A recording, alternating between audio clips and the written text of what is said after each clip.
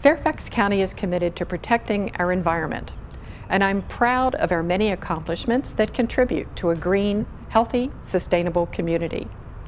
We all want to breathe clean air, to drink clean water, and enjoy natural surroundings.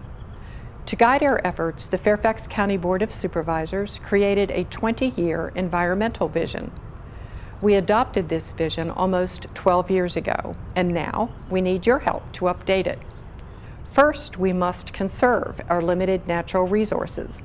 Second, we are committed to providing the resources needed to protect our environment. I supported the Tree Preservation Ordinance, the Stormwater Ordinance, Green Building Policy, Private Sector Energy Task Force, Energy Action Fairfax, and the Green Building Partners Program. I also focus on transportation solutions, including VRE, Metro, the Fairfax Connector, the County Bicycle Trail Network, and walkable communities as the best way to reduce carbon emissions in our region. If you have some ideas for what we can do next, or want to share your environmental priorities, I encourage you to take this short online survey. Tell us what your vision is for the environment in 2040.